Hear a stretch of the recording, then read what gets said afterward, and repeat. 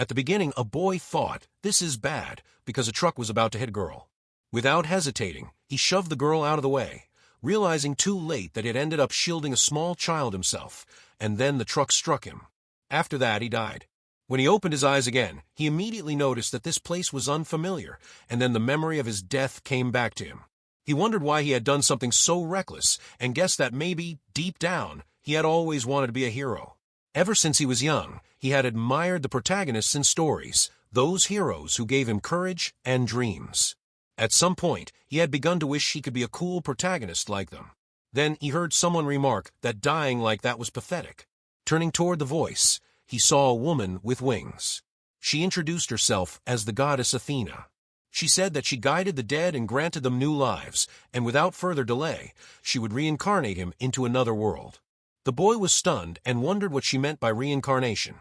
Athena explained that, as a god, she had been moved by the way he protected that child. She said she would send him into the world of a novel game called Round Table Chronicles, where he would be reincarnated as the protagonist. The boy was shocked and asked if she truly meant the protagonist. Athena smiled and confirmed it. Excitement bubbled up inside him. His dream was suddenly coming true. He jumped with joy, saying he was glad he had lived, before remembering that he was, in fact, dead. Athena watched him with an amused smile. Then he paused, realizing he had heard the title Round Table Chronicles before.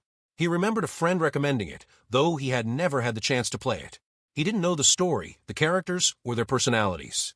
Still, he felt confident. If he was the protagonist, the kind he had always admired, then everything would be fine. He said he would be counting on Athena. Athena told him that he would start at the age of 13, and that his reincarnated self would be a boy named Faye. He acknowledged it, repeating the name. Faye got it. Athena then said, "Well then," and began the teleportation. Faye reacted with excitement as he was sent off. Athena smiled and wished him a good journey. After he vanished, Athena mused to herself that the part about him becoming the protagonist had been a lie. Smiling, she revealed that Faye was actually a minor, throwaway character in Round Table Chronicles. She thought making him the real protagonist would be dull, since she had seen too many Ice-Sky reincarnation stories and was tired of them. She added that she was curious to see what this boy could do. Later, inside a house deep in a forest, someone faintly called out to Faye, saying his name. Faye slowly opened his eyes and saw a woman named Maria beside him. Maria expressed her relief, saying she had been worried because Faye's fever wouldn't go down. Faye looked around, wondering if he had really reincarnated.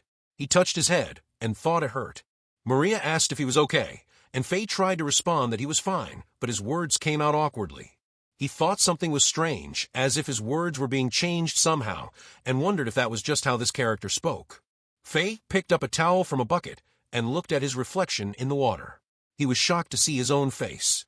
For a protagonist, it looked rather villainous. His eyes were sharp, almost too sharp, so he guessed that maybe he was the cool and aloof type of protagonist. The scene then shifted outside the house, where some children were playing in the yard. Faye sat on a bench, thinking that it had been a few days since he reincarnated, but nothing special had happened. He decided it was time to organize his thoughts. He considered that his name was Faye. He was 13 years old and an orphan. He noticed that his speech sounded very condescending, which must have been because he was a cool-type protagonist. Faye then noticed a boy and a girl staring at him and wondered why. He thought the reason was probably that he stood out so much. When they ran away, he reassured himself that cool-type protagonists didn't really mingle with others, and convinced himself it was definitely not because they disliked him. Maria called out to Faye while hanging up some clothes, asking how he was feeling. Faye replied that he had no problem. He thought that the nun at the orphanage, Maria, was super cute and apparently 25 years old. He thought again that she was really cute. When Maria smiled and said she was glad, Faye thought she was the only one who actually cared about him and wondered if she might be a heroine candidate. Faye then opened a door, thinking he had gotten sidetracked. As he read a book, he thought that since he did not know the story of Round Table Chronicles, he had done some light research. He found that it was a medieval fantasy world with swords and magic.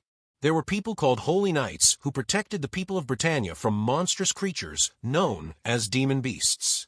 He also learned that one could take the entrance exam for the Holy Knights at 15 years old.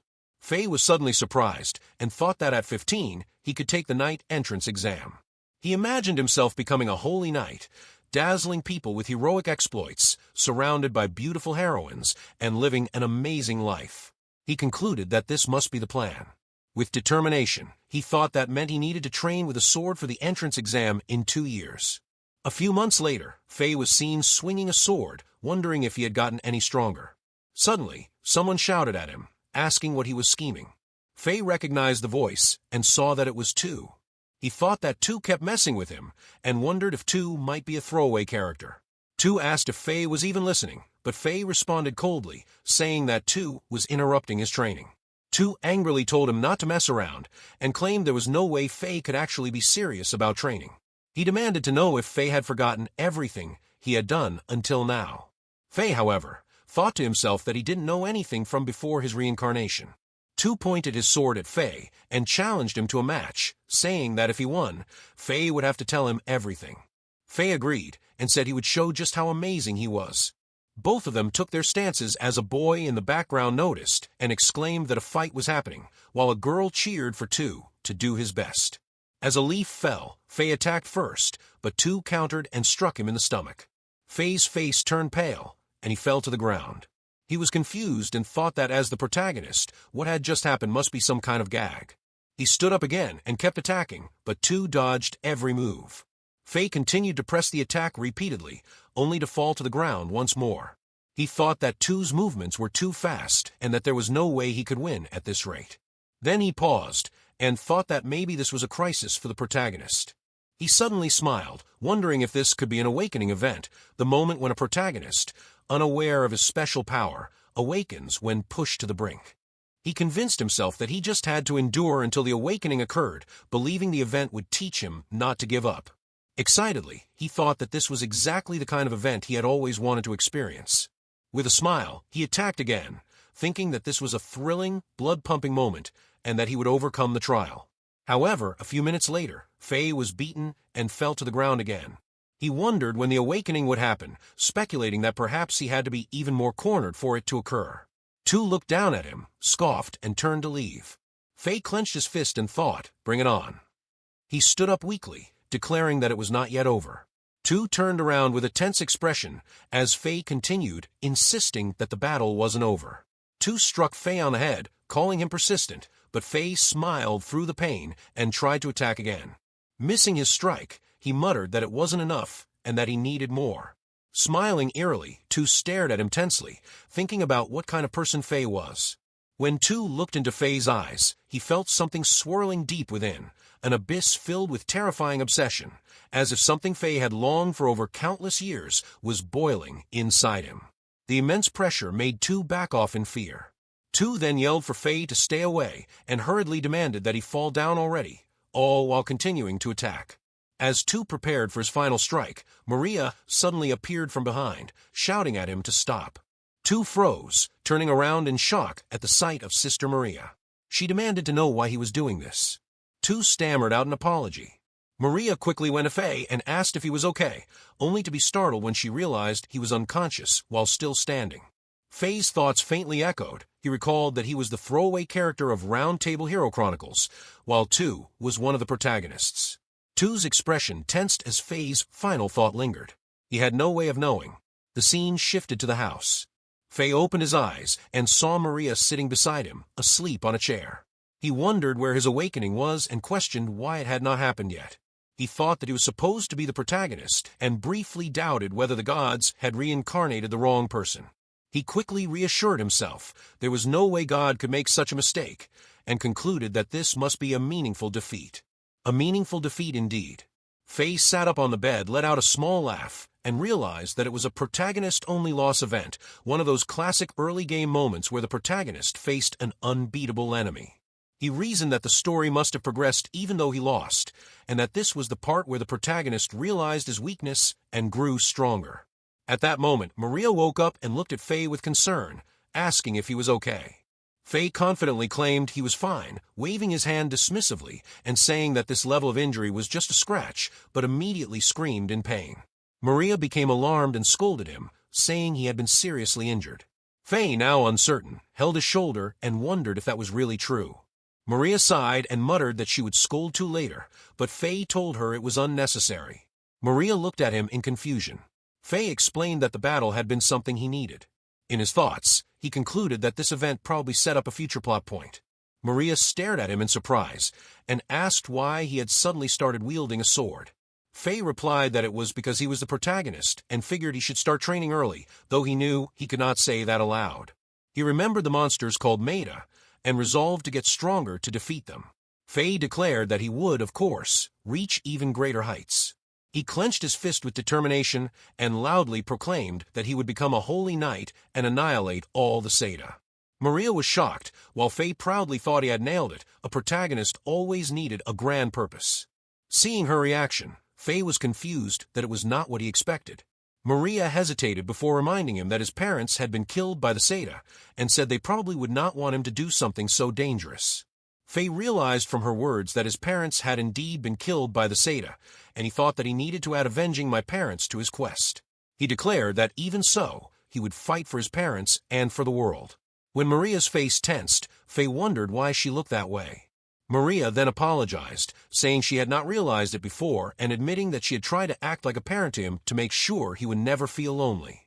She confessed that he had been lonely ever since his parents' deaths, and that this loneliness was what had driven him toward revenge.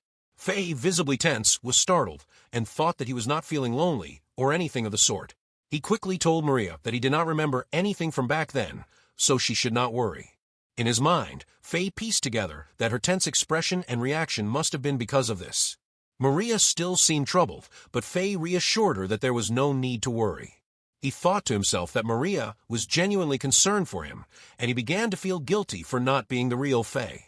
He regretted that he had not even played the game beforehand. Maria reached out, touched his face gently, and suddenly hugged him. Faye blushed intensely, stunned by the sudden gesture, and wondered why she was doing it. As Maria held him close, Faye debated internally whether he should hug her back, but then thought that cool characters would not just hug someone casually. Maria softly told Faye that it was okay, and that she would always be with him. Faye was frozen in surprise as she continued, confessing that she loved him. Faye closed his eyes and wondered if Maria was one of the heroines after all. Then the scene shifted. Maria was bathing. She undressed, stepped into the water, and let out a sigh of relief. Faye's thoughts narrated that Sister Maria had once fought against the Seda as a holy knight until a few years ago, but now she ran an orphanage and cared for the orphans. In the visual novel Legends of the Round Table, she was the foster parent of the main protagonist, True, and was one of the heroines if the player followed her route. Maria looked sad as she thought about Faye. She admitted to herself that she had not been good with him, a boy who had been arrogant and closed off to everyone, including her. Before she realized it, she had naturally started keeping her distance as well. But ever since the day Faye had been bedridden with a high fever, he had changed. He had begun training earnestly with his sword and reading books, and he had stopped bothering the other children. Maria recalled Faye's declaration that he would annihilate the Masaida, and thought that he must have made that resolve during his illness. She remembered that she too had once chosen to live as a revenger, becoming a holy knight to avenge her own parents by fighting the Seda.